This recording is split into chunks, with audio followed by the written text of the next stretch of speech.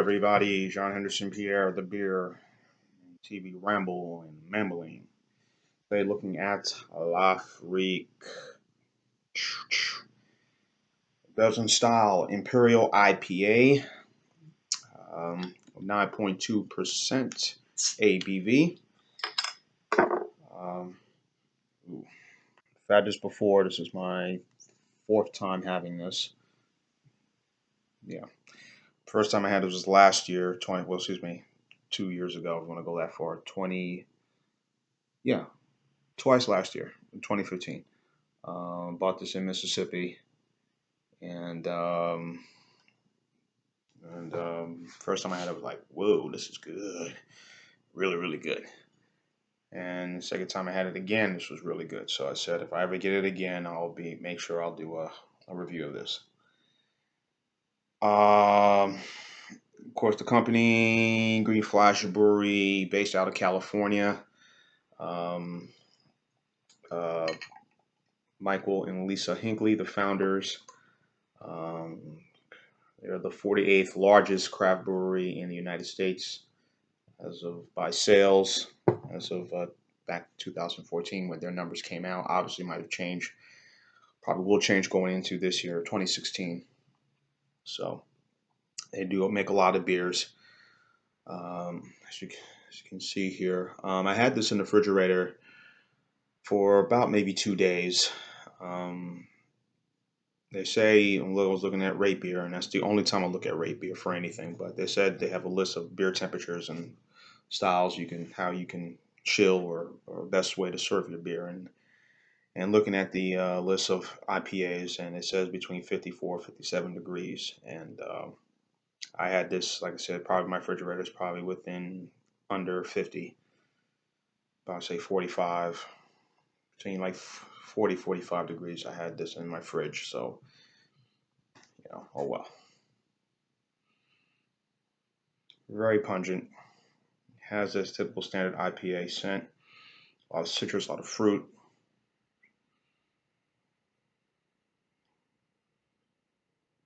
Very hoppy scent to the beer. 90 score, outstanding score on Beer Advocate. They really like it a lot. You know, so the lacing on the beer. It's not sure. Paid about $4 for it in Mississippi at a convenience store. I know where I can get this, and it's there. It's like 4.18. It's a pretty expensive beer. It's not your standard everyday IPAs you get. Um, for this bottle size, which is looks like an 18 ouncer to me. No, it's a pint, as you can see by the bottle. And I've seen a lot of their beers around in the area delivery, but this is the one I tend to usually get, or get for me for my personal enjoyment. I probably will try some others soon. So 101 IBUs. Lafrique is the first ever hybrid ale of its kind. The convergence of a Belgian-style triple with an American Imperial IPA spawned over barstool pontifications between publican and brewmaster. The zesty Amarillo dry hop bottle condition marvel entice the fruity Belgian yeast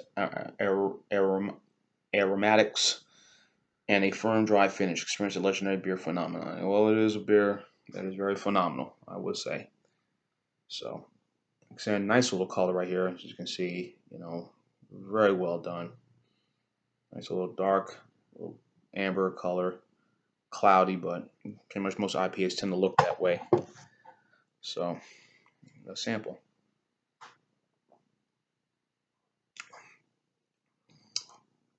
Oh yeah,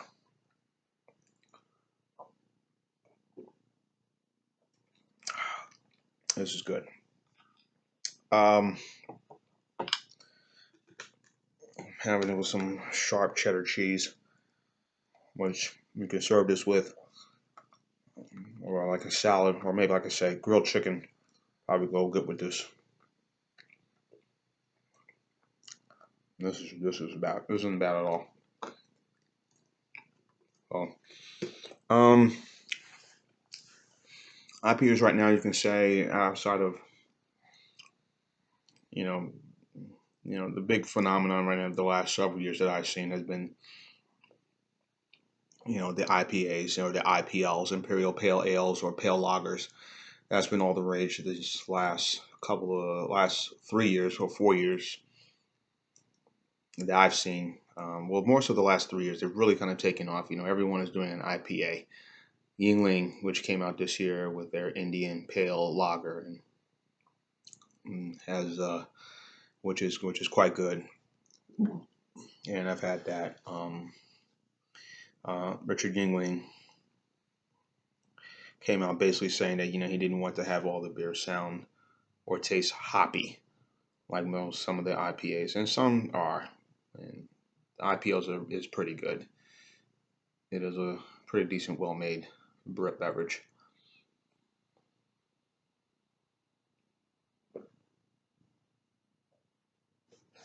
So this is by far very excellent.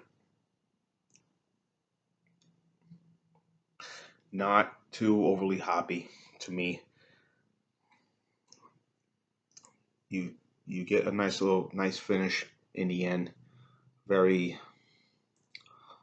I say not a bitter finish. It's slight bitterness, but not too overly. Pretty good. Um, the taste of this.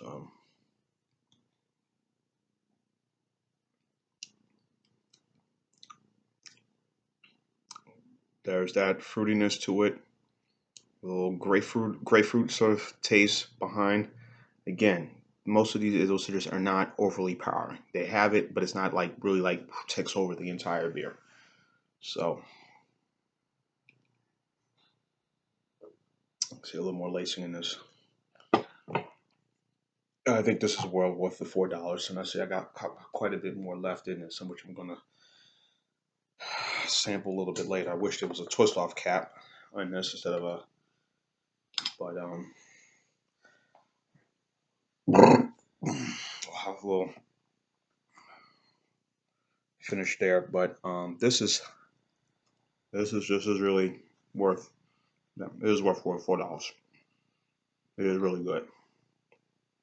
And it shows in the bottom where you can what type of glass you have that beer in, as you can see.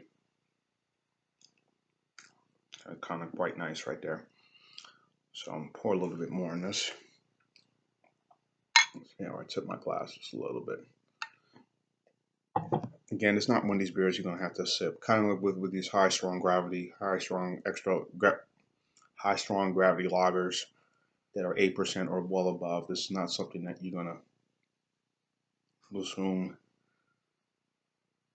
just keep knocking back, and then ready to function doing different things. No, that's not that style, not that kind of beer. You do that with, and wouldn't work. It would fail immensely.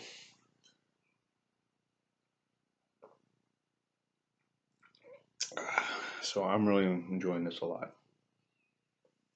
Um, say anything strong, pungent cheese will go good. A salad, as I say, grilled chicken, you know, really extra flavor. That would really go well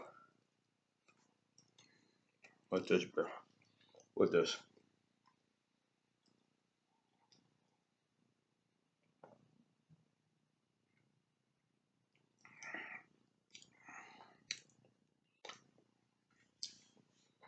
So I'm really enjoying this. I have really not more to say. This is a well made beer.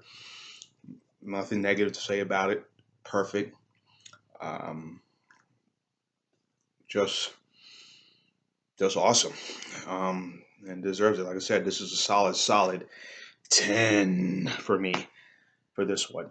If you've had La freak out. Yeah, can't sing. I'm sorry.